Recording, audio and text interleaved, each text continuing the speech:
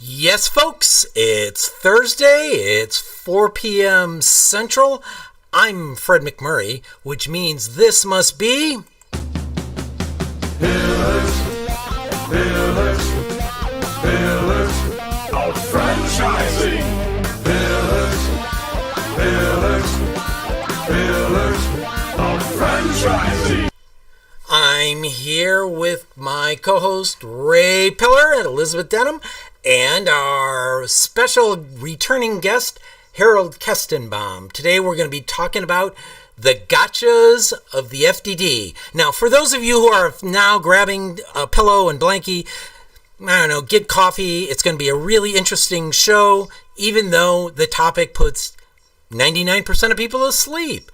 Folks, how are we doing today? Ray, Elizabeth, Harold, where are you at? What's the weather like? I'm doing fine sitting here in Aurora. I'm getting ready to go on a short little vacation over the weekend to a local RV park. And right now the weather is 87 degrees and sunny, just like it would be out in your neck of the woods. We had a storm go through here, what was it, 2 nights ago? And 70-mile-an-hour winds knocked out power to a lot of people. But other than that, I didn't suffer any damage, and neither did my RV, so looking good. And how's Elizabeth today? Good, doing fine. We had a big storm the other night too, like 2 nights ago. It was a lightning storm right on top of us. It was kind of startling. Trees down in the neighborhood and around town, but we didn't have any damage either. But today, 10 minutes ago, it was pouring down rain and thundering, and 5 minutes ago, it was clearing up, and now it's thundering and looks like maybe another cloud is running in. So it's anybody's guess. Harold, what about you?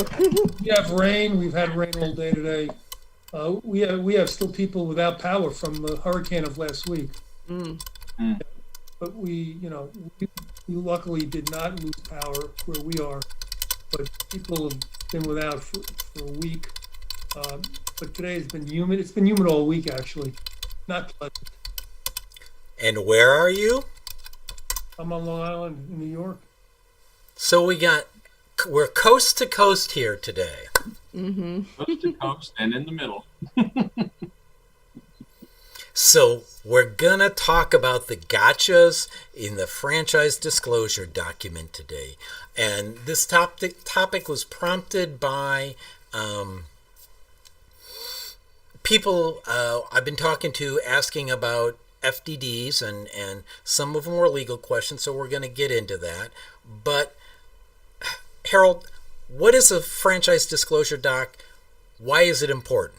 We're going to go with a simple question. All right, sorry. Fred, now, I know that Harold's been on before, but not everybody in our audience. All right, go ahead. You can introduce him. All right. Harold is, I'm going to read it, okay, because I'm not very good at these things. And Elizabeth, correct me if I leave anything off. Harold L. Alrighty. He's a member of the Spadia Lignana Lignana, and he brings decades of experience in the franchise industry, and he is located in Melville, New York. Okay, Harold is a member of the American Bar Association's Antitrust Section, the Antitrust Section's Forum Committee on Franchising, and the Subcommittee on Franchising of the American Bar Association's Corporation Banking and Business Law Section. He is the founding member of and past chairman of the New York State Bar Association's Franchise Distribution and Licensing Law Section, and he currently serves as chairman for the Education and Seminar Subcommittee and was a member of the International Franchise Association Supplier Forum Advisory Board. He has won numerous awards, including being named among the top 100 franchise lawyers in North America by Franchise Times, and being named one of the 3 best franchise lawyers in New York metro area by New York Magazine. Welcome, Harold. Thank you very much. Appreciate that. So you just proved he's a smart guy, and that's why we had him on the show. Okay. Yeah.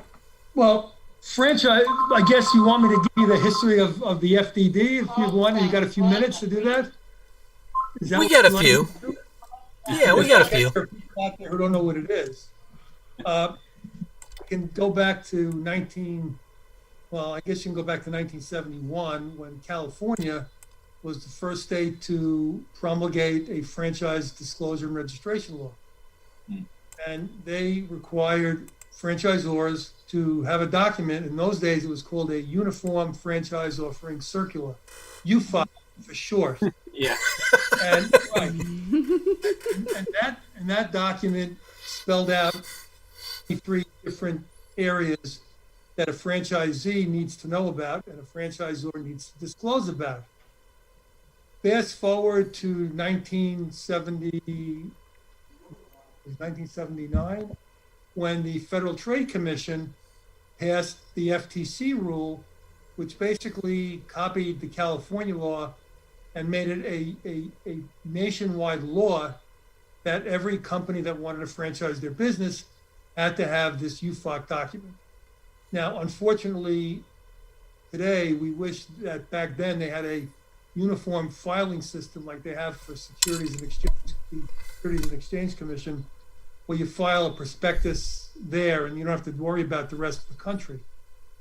The FTC didn't do that. It left it to the states, like California, to pass their own state statutes. Big mistake. Yeah, well, exactly. I guess the good news is that not every state did that. And in fact, the last state to do that was my state, New York, in 1981. And there are currently 15 states out of all of the states that require such a registration. Then there's been some rule changes. And then in 2008, they did a basic overhaul of the UFOC, changed the name, and now we call it a franchise disclosure document, or FDD. It changed some of the content of the items, but basically left 23 items in the document that a franchisor has to address in order to be compliant. So that's the document that we now use, and that's the document we're talking about today, as opposed to back in the 80s and 90s when it was called the UFOC. And it brings you up to date. Elizabeth, before I come up with my question, I'll let the lady take a shot at it. So, since we just went over the history of it, if you will go over the process of how it is introduced in the process of a potential franchisee connecting with a franchisor, is it, where do they see it in the process and what should they be looking for? Well, in 2008, I think the biggest change was when this has to be given to the franchisee. In 2008, the franchisor had to distribute or give at that time, the UFOC at the first personal meeting when they met the franchisee. Now, back when the law was developed, we didn't have the internet, we didn't have electronic mail, we didn't have we didn't have any of that stuff. Mm-hmm. It's actually a physical 300-page or 200-page document that the franchisor had to duplicate and mail it to a franchisee. You couldn't send a PDF, you couldn't do any of that stuff back in those days. So it became a very expensive process, but nevertheless, you had to do that. So back then, when a franchisee got this big document, they had to go to the last page, and we call it the receipt page. They had to sign the receipt page and then send it back to the franchisor. At that point in time, the franchisee had 14, well, then it was 10 business days. It's actually, leave it at 14 days to go over the document with his lawyer, read it, make changes or ask for changes and do whatever it needed to do before you could sign anything or pay a fee. You can call it a cooling off period, if you will. We call it a negotiating period. So on the 15th day, theoretically, the franchisee and the franchisor could sign an agreement. 2008, they made it a lot easier. We have now what's called e-disclosure. You don't have to send the document through the mail. You don't have to make copies of 300-page documents. All you have to do is send a PDF to the franchisee. They still have to print out the last page, the receipt page, and send it back, but there's no longer a need for hard copies of anything. Everything is done electronically. What also changed was that there's no longer a first personal meeting because the drafters realized that that doesn't happen anymore. Everything is done virtually. Well, we didn't have Zoom then, but you still do it on the phone, and it's not, you don't fly to the franchisor's headquarters and sit there. So now the document, you don't have to give out the document unless the franchisee requests it. And the document doesn't have to be given out until 14 days prior to signing or paying a fee. So now franchisors can talk to franchisees on the phone. They could even see them face to face, even if they wanted to, and still not have to give them the document until the franchisee says, okay, I'm ready to go. Then the franchisor electronically sends the document, and you got the 14-day waiting period. That hasn't changed. So that's basically the steps that are involved. These days, there's a California website that if a franchisee really wants the document, they don't even have to talk to the franchise. They can go get it for free on the California website. And there are other registration states that have similar websites where you can do that. So if the franchisor says, well, I'm not going to give you the document until I know you're real, so let's discuss it and talk about it. If a franchisee wants to get around that, they can certainly do that. It's not that difficult. With the internet and the software that's out there, and the states are spending the money to do that. So does that answer your question? Yeah, I think that was a good summary of kind of how it works in the process. So thank you for that. Ray, do you have a question? Wait a second here. Wait a second. Sorry, back to Fred. I am wait a in the middle and second. confused. Wait a second here. I love this topic.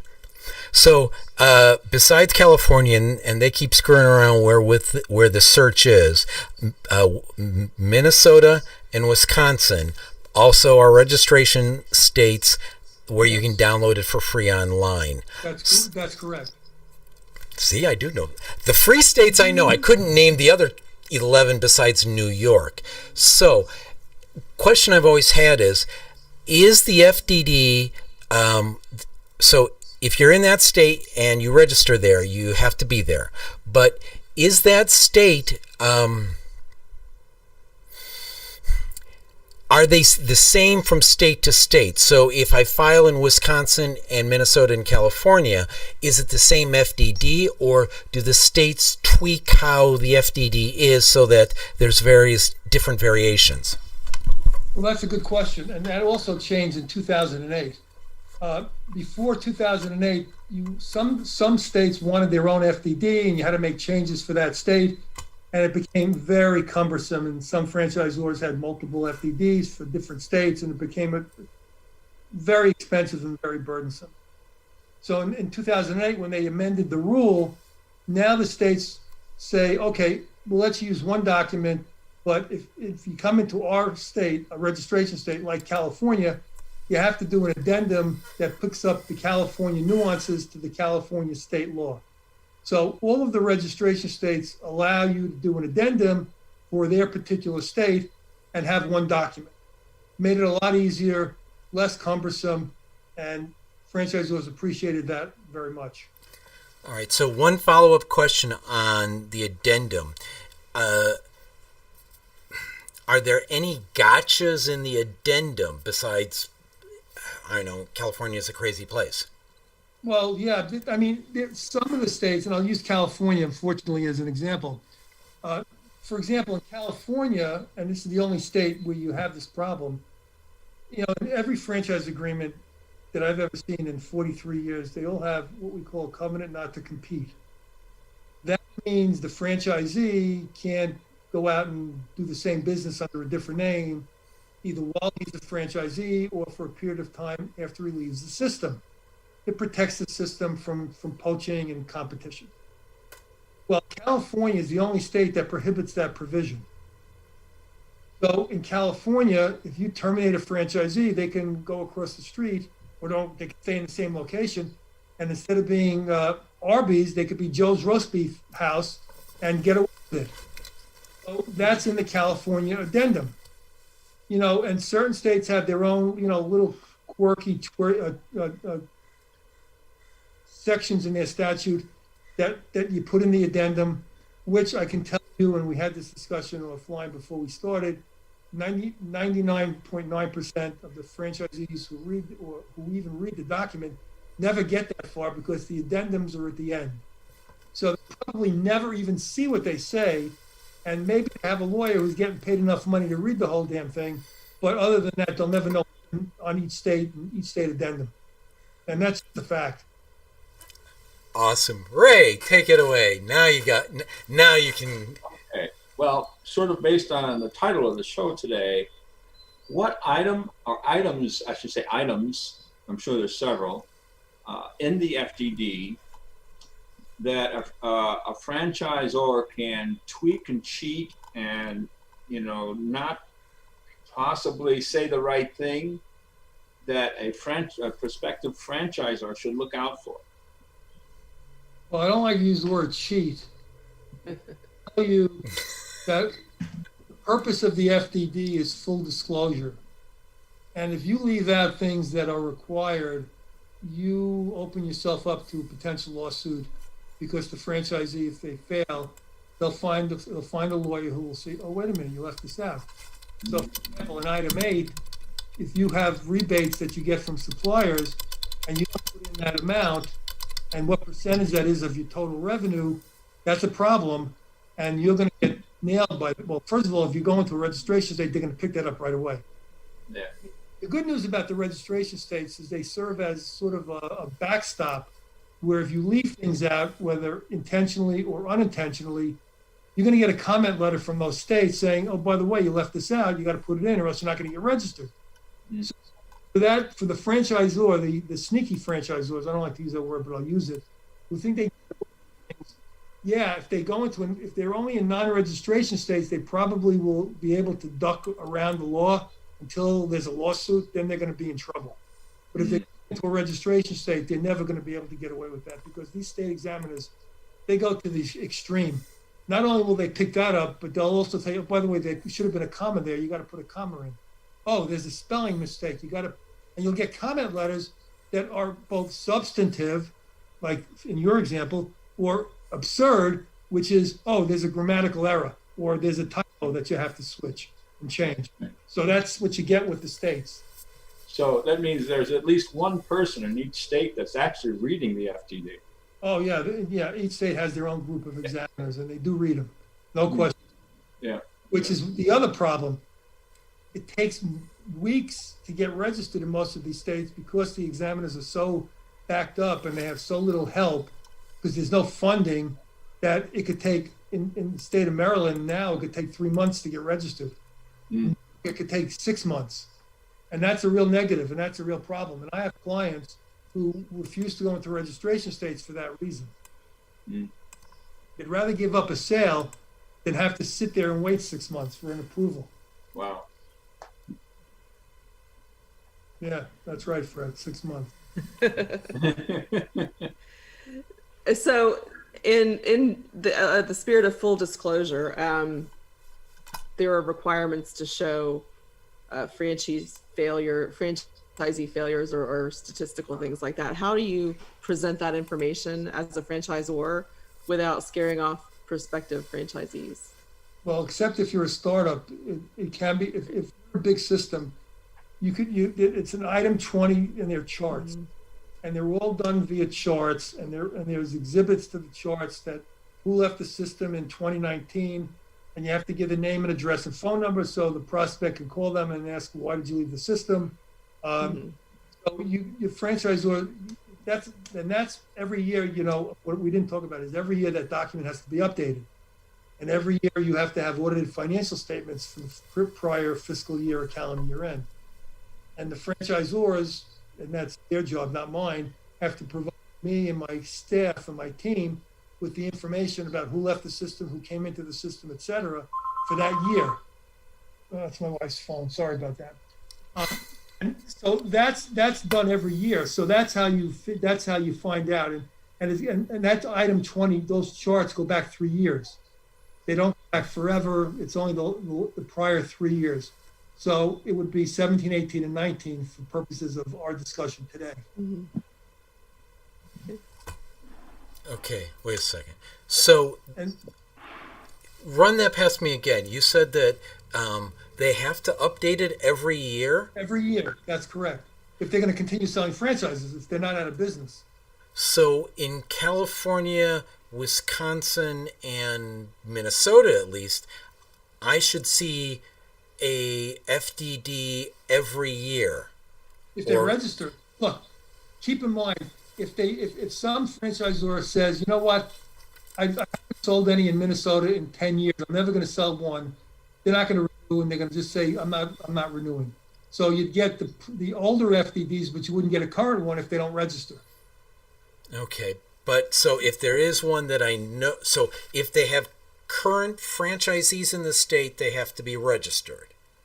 Yes. Yeah, they would. They should, yes. So I guess what I'm saying is that you by your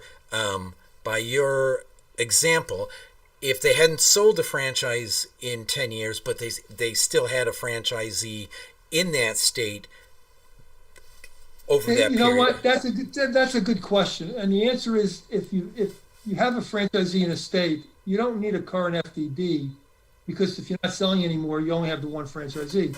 Okay. The disclosure document is not for the guys who are in the system already. It's the new people who are buying into the system. If you're not selling in a particular state and you have somebody there for 10 years, if he signs he wants a second unit, that's an exemption in most states because he's an existing franchisee. He just signs the same franchise agreement. So you don't have to re-register in that particular state.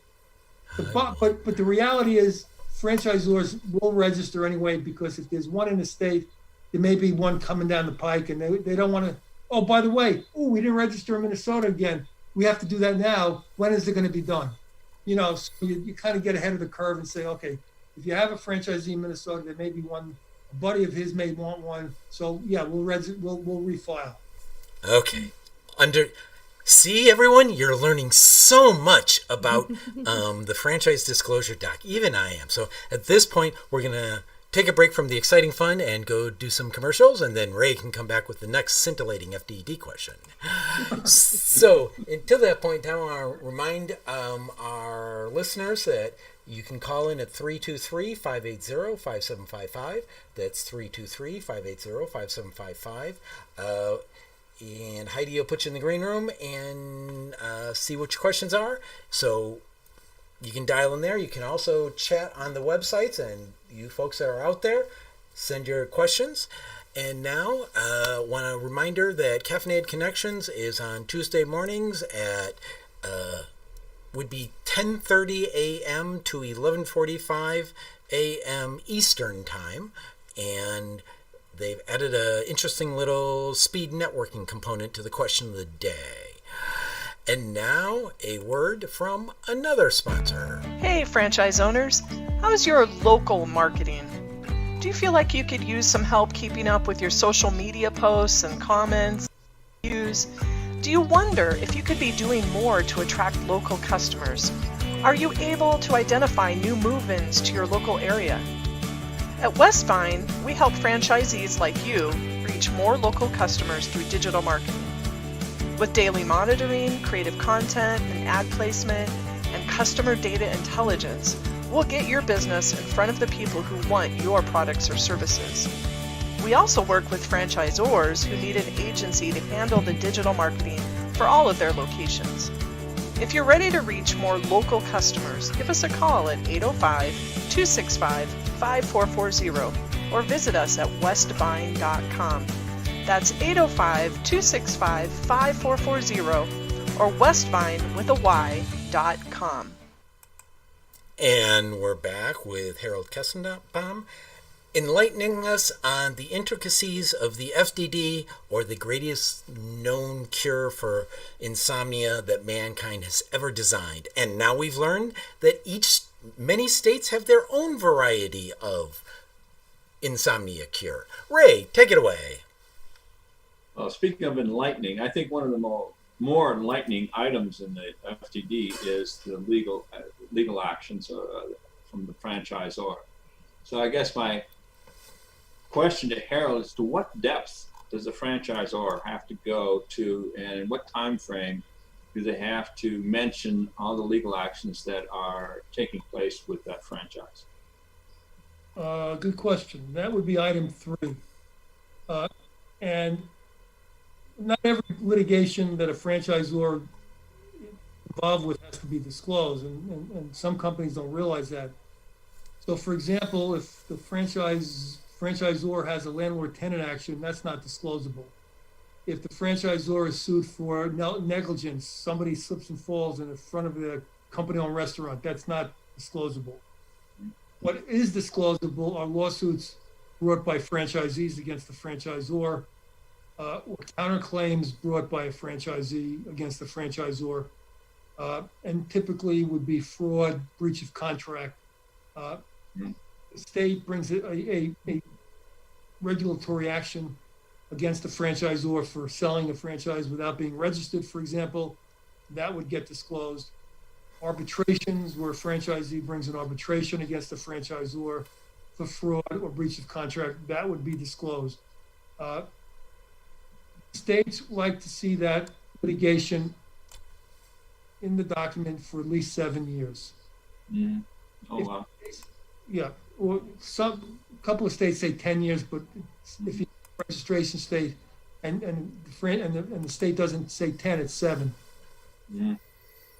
And if the case is settled, okay, and the franchisor wins or doesn't have to pay anything or has no liability, you can take the case out. But if the settlement and the franchisor has to fork over money, that settlement stays in for the same amount of time. Oh, wow. So that's very highly enlightening. Yeah, I mean, look, you take let's use the big boys. Subway has an exhibit with 32 pages of lawsuits. You know, the bigger you are, the more franchisee lawsuits that you're going to have, and the little ones have very few. Now, if the little ones have a lot, then that's a red flag that anybody wants to take a look at. You know, the big ones, look, they have 35,000 franchisees, you're going to have lawsuits. Yeah. You know, that's just the way of the world. Same with McDonald's. But if you're a new franchisor, you have 5 units and you have 5 lawsuits, then you got to scratch your head if you're a buyer. Yeah, but the lawsuits also, the type of lawsuit that's going on is very revealing as well, especially if you see a lot of the same type of lawsuit. Sure. Yeah, it does. You're right. And you know, look, the franchisee lawsuits run the gamut from, you know, you committed, you told me I would make $1 million and it's not in your document and I made $2, you know, or the franchisor doesn't perform under the agreement, they didn't do this or that, and the franchisee is now complaining. Look, my advice to my clients is try to settle it before it gets to the litigation stage. Sometimes it's worth it just to get rid of the franchisee. A friend of mine who owns an 800 or 900 chain franchise company has a philosophy. If a franchisee is not happy, find a buyer and get him out of the system. Mm-hmm. He's been very successful over the years doing that, and they have no litigation. So, look, it's not always the franchisor's fault. If you have a bad franchisee, that happens. So get him to sell and get rid of them. Yep. So is there a threshold? Like you mean clearly the size of the franchisor matters in terms of looking at numbers of litigations that they're involved in. But as you get larger and larger, and I think Ray's point was good about what kinds of litigation are going on if they're, you know, not adhering to the agreement, if it's a contract violation or whatever. But when do you start to question, especially on the larger scales? I mean, there are certain numbers of lawsuits, and anybody in business knows this, that are normal. So when do you start to worry if you're someone looking into a larger scale franchise? Well, if you're looking to buy a franchise on the scale of a McDonald's or a Subway or Burger King or a system like that, you have to expect that there's going to be lawsuits because there's so many franchisees. And they've been around forever. You know? Right. It's the smaller systems where they have multiple litigations that you have to start to scratch your head and finding out, why is this? What's going on here? The big ones you assume, and you know, when you're a franchisee attorney and they want to buy one of those franchises from one of the big chains, you basically say, look, this is what it is. Mhm. It's the cost of doing business, and the franchisors know that, and they Right. deal with it. So, my question is this: so, what about employee? So, corporate employee lawsuits. The first thing that pops into my head is like sexual harassment lawsuits. No, that's not disclosable. If McDonald's, well, for example, McDonald's just, you know, they fired their CEO because he had, yeah. If the CEO sues McDonald's, that's not disclosable. It's between an employee and McDonald's. There's no franchisee involved, so it doesn't matter. You could have 100 of those and they wouldn't be disclosable. Which makes sense. It doesn't really affect the potential. No, buyer. it doesn't. That's right. It has no effect on the franchisees whatsoever. Wow. In my head, I would think that would seem to indicate mismanagement at the executive level, and that's not disclosable. Only if it's so any lawsuit has to be between the franchisee and the franchisor to be disclosable, assuming that's the right. franchisor lost. Yeah, right. If they lost, or if it's pending, you know, if it's a concluded lawsuit and they win, it doesn't go in. It's settled. It's out. Okay. Wow.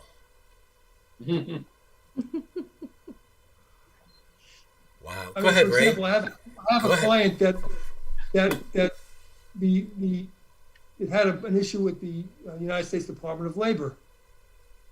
That's not disclosable. I mean, they didn't allege any fraud, and it wasn't a franchisee, and had to do with overtime for employees. It's not disclosable. Huh. That's a big one. Yeah, go ahead, Ray. That's wow. That's stunning. Well, I think my next favorite item is the list of current owners of franchises and former owners. What can a potential buyer get out of that list? Well, let's take the list of former owners. You only have to go back for the last calendar year. So, in other words, if you have 10 franchisees who left the system in 2019, we'll use 2019, then you have to list each one of them and their name, address, and their current phone number. The purpose of that is so that a prospect, if they go to that list, they can call each one and find out why they left the system. Were you unhappy with the franchisor not do what they were supposed to do, or whatever? But if you're not required to go back beyond 1 year. So, okay. Franchisees who left the system in 2019 is zero. It doesn't matter that 500 left in 2018. You don't have to close them. Okay. Now, that'll come up in the charts, okay, because you go back 3 years on the charts. Uh-huh. It wouldn't come out on that list of 1 year.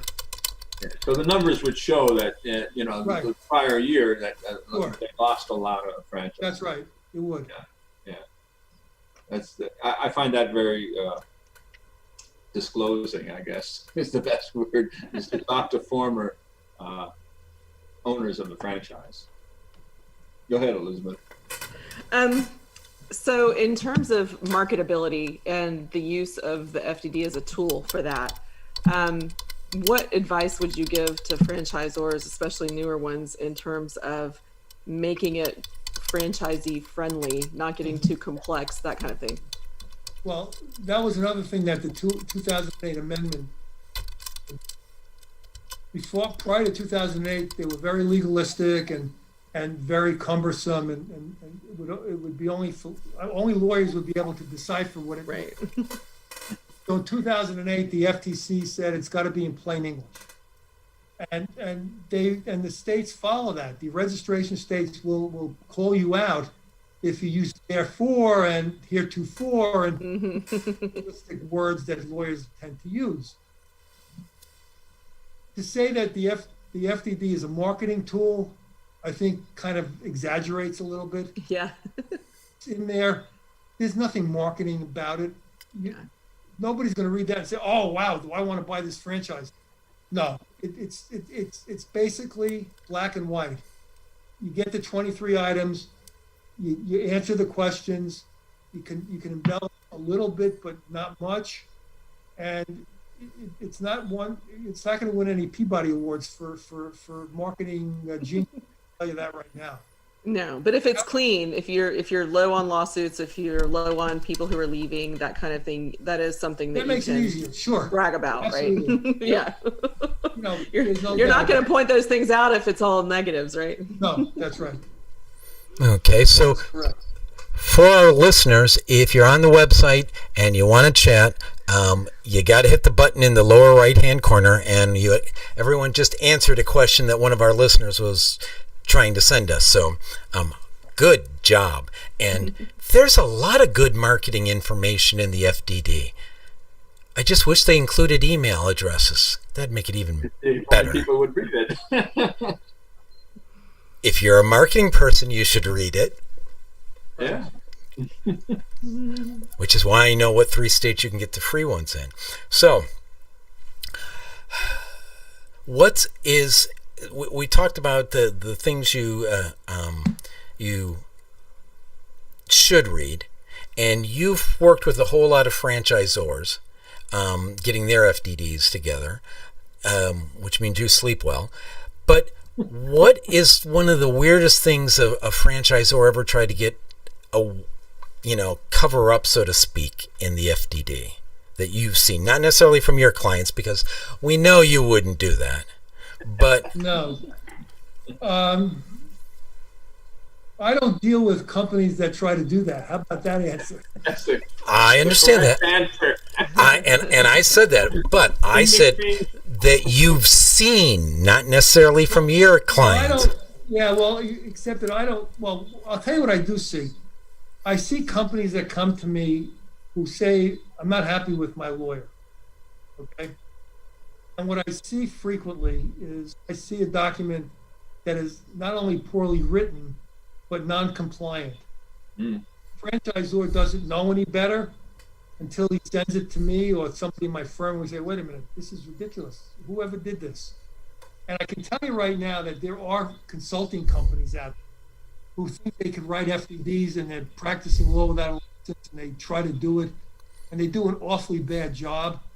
So, yeah, I mean, I see clients that just had somebody else write it and did a very, very unprofessional and terrible job.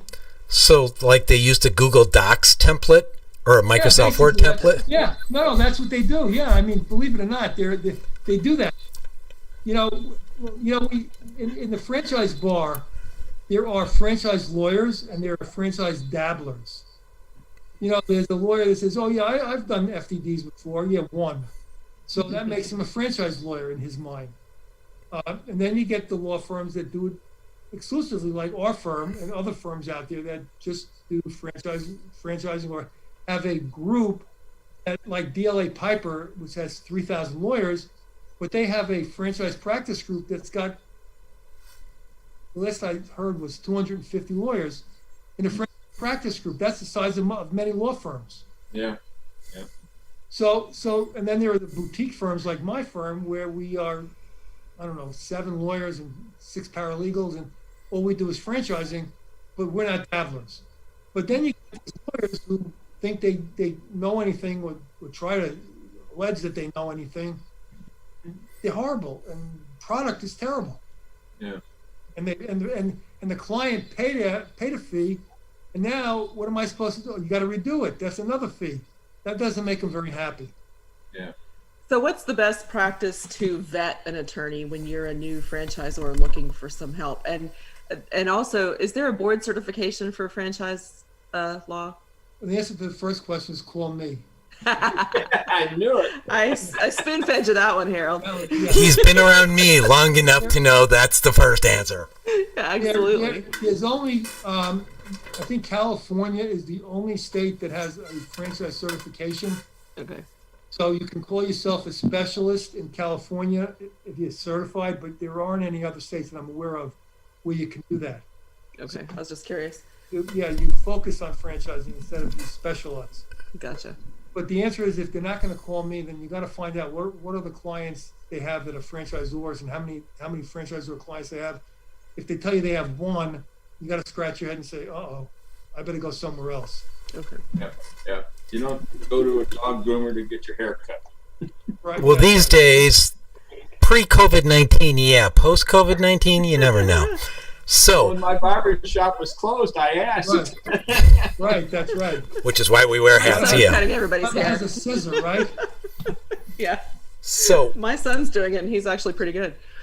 one of our listeners asked a question. He said, what are things to look for that may give the prospect, or that may project the impression that a FDD is poorly written? In other words, what are the red flags that will indicate that a FDD is poorly written? That's an interesting question, because from a prospective franchisee's point of view, if they've never seen one, they don't know what's good or bad. I mean, they'll take a document and read it and think it's good when it's really not. But unless they've seen others that are more professionally done and well written, they're not going to know the distinction between a piece of garbage and one that's well done. Fortunate, but that's unless they have a franchisee attorney who's looked at 20, 30, 40, 50 franchise disclosure documents for franchisees, and they'll tell them immediately that this is a piece of garbage. Okay. So I guess the first answer is have your franchise attorney, and it should be somebody that, in other words, there's a couple of attorneys I know that I've used in various things in past for intellectual property disputes, something like that. But you're saying if I'm buying a franchise, I should come to a franchise attorney. Yes, because look, when you're franchisee and you're looking for a lawyer, you don't hire your brother-in-law who's a matrimonial lawyer to look at an FDD or a negligence lawyer. You check around, you go to the bar association, and you find out what law firms do franchisee work, and there are a bunch. There are some firms that just specialize in that, and there are firms that do both. I mean, we don't, but there are firms that'll do franchisee and franchisor work. So you said go to the bar. So the bar website is the American Bar Association, or should they go to the state bar? No, I take that back. I'm thinking pre-internet. Now you can Google franchisee lawyer and you can get a bunch. Yeah. Okay. I like the idea of the bar. Yeah, but the bar would be so much easier. Google's even better than the bar. Yeah. It's easier. You can do it on your phone. Can't do that in the bar association. Fair enough. Any other questions there? Well, yeah. The other question I was going to. So I think the first response is to talk to a franchise attorney. When you had been talking about, and where I'm going with this, you'd mentioned that states have said it has to be plain English or common language. So, and you said lawyers can't use the therefores and thous and the these and the. Right. So I think one of the things that the listener might have been thinking is, are there phrases like therefore, thou, whatever, that you will commonly see in a crappily written FDD? If those phrases are still in the FDD, then it's not done correctly. Now, keep in mind that plain English rule only applies to the disclosure portion of the document. It doesn't apply to the franchise agreements. So theoretically, you can have a plain English disclosure part, but the agreement can be in legalese, which they all are basically, and that you got to deal with it. Yeah.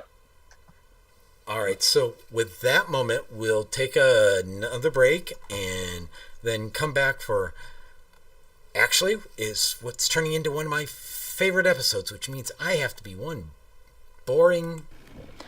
The Franchise Woman is a bi-monthly digital magazine that empowers women as they navigate the franchising industry by providing relevant news, tools, advice, and inspiration.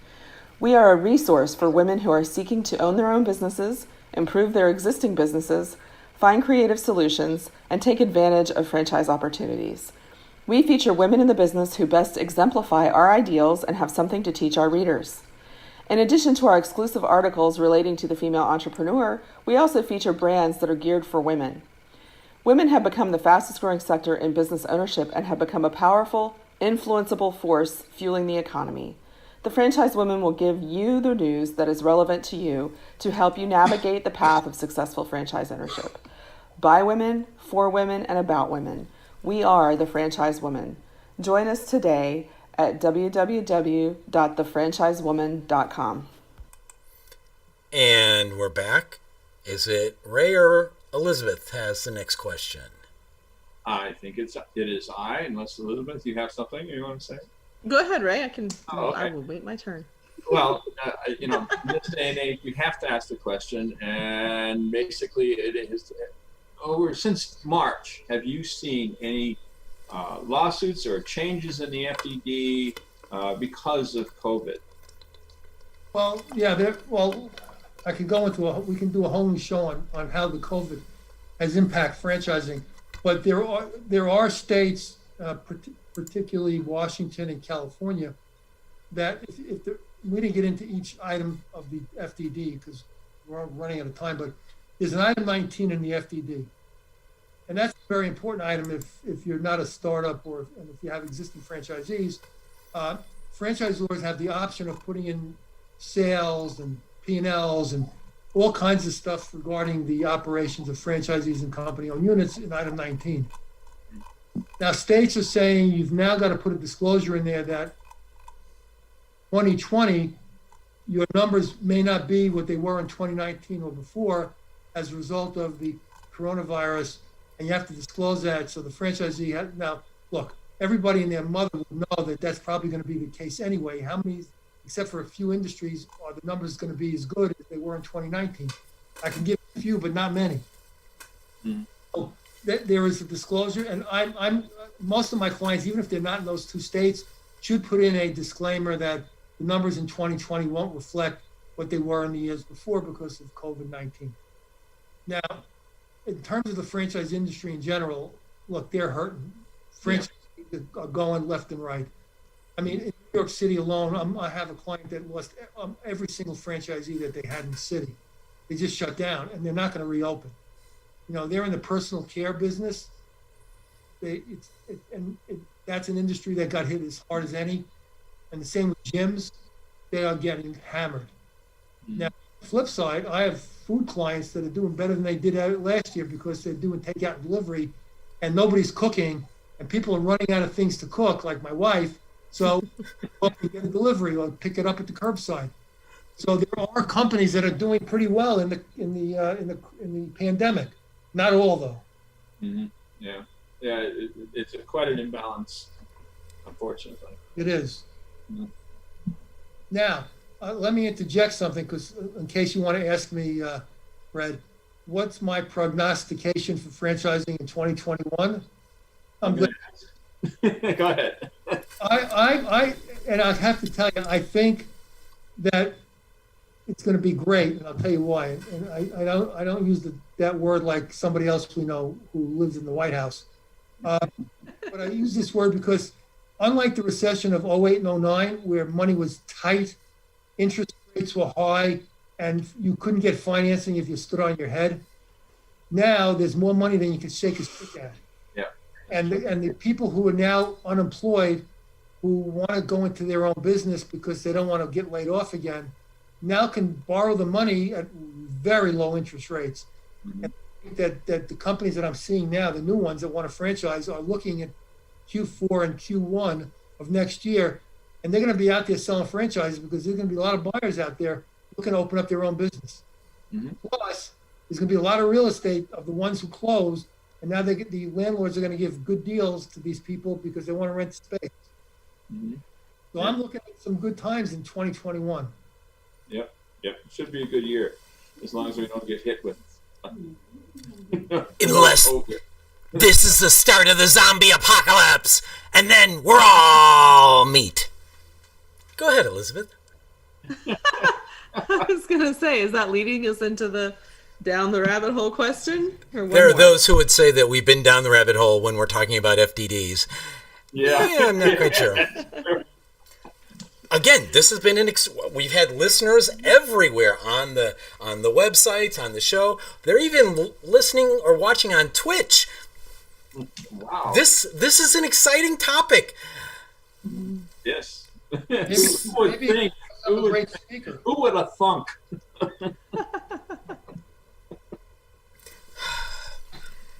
Go ahead, Elizabeth. I gotta get my camera, take a picture of this, because this is just incredible. The day that FDDs were exciting. Whoever knew? So go ahead and talk. I'm gonna get us a selfie on the All screen. right. Well, Harold, let me ask you this: in terms of reiterating the importance of a good franchise attorney, what are the penalties for non-compliance? Having a non-compliant FDD as a franchisor?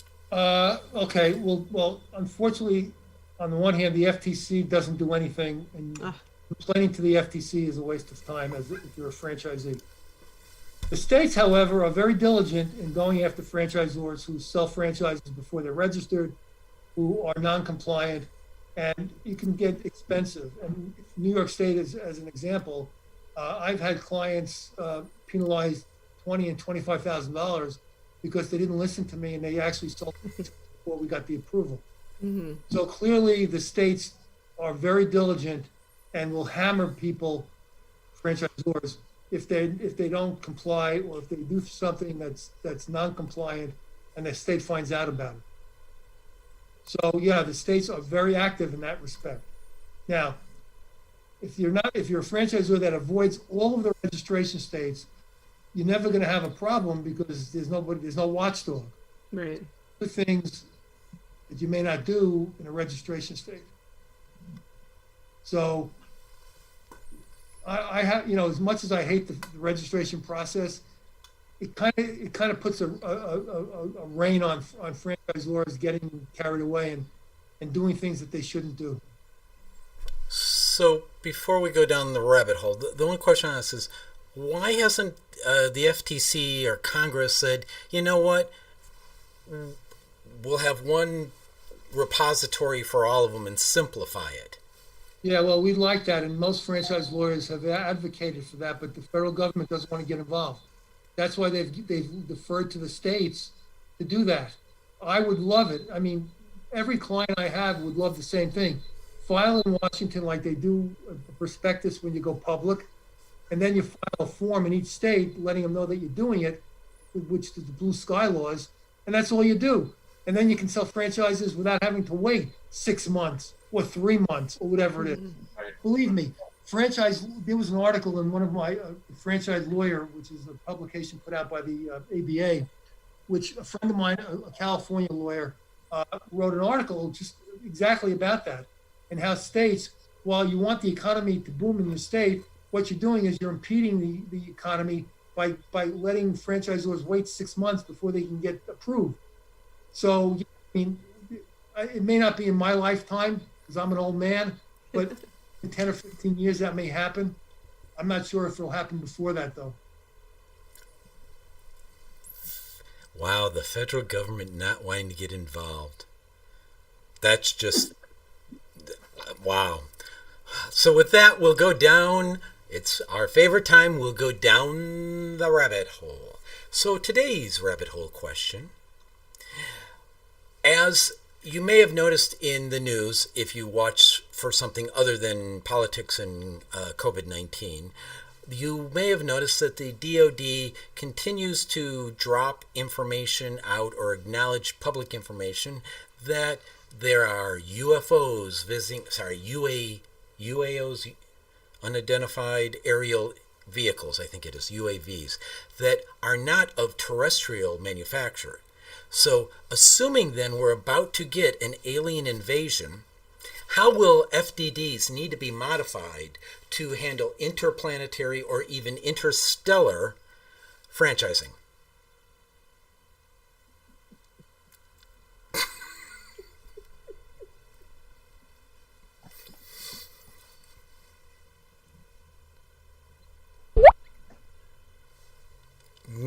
No answer, huh? You're asking me that question? Yeah, I'm asking you that question. I don't think. Yeah, well, I wouldn't hold my breath about it. I really wouldn't. Yeah, I love that part of the show. You gotta admit, that was a pretty integrated question. Ray, you want to ask the last question? Of course I do. Well, I think it's pretty obvious from you being on the show a while back and now that if you're looking for a franchise, you need to hire an expert to look at the FDD or just to consult, what you're looking at. What is the best way, Harold, for people to get a hold of you? And of course, all your information will be on the Pillars of Franchising webpage. It already is. It currently is and may be updated. So what is the best way for people to get a hold of you, Harold? Well, you can email is the best way. Now that I'm working from home, as a result of COVID-19, emails are the best. And we'll take emails from people who want a franchise, people who want to buy a franchise. We're available, and I'm working harder now than I did before COVID-19, believe it or not. Longer days, my friend, longer days. Yeah, for sure. So I want to thank Carol Kestenbaum, our go-to franchise attorney for all things FDD and franchise related. If you need help, make sure you check out the Pillars of Franchising website and give them a call. Thanks to Elizabeth Denham, publisher of Franchise Magazine, Franchise Woman Magazine. Ooh, that's 2. I'm really good. I'm weirded out, folks. No tech issues today, and it's just weirding me out. And, of course, like I said, it's gone amazingly well. People listening, watching all over the place. Just kind of weirding me out there. No glitches. Yeah, so weird. It is. Next week. Thank you, Harold. Thank you very much for being on the show. Really My appreciate pleasure. it. We'll be back next week with another interesting and educational Pillars of franchising. Pillars of franchising.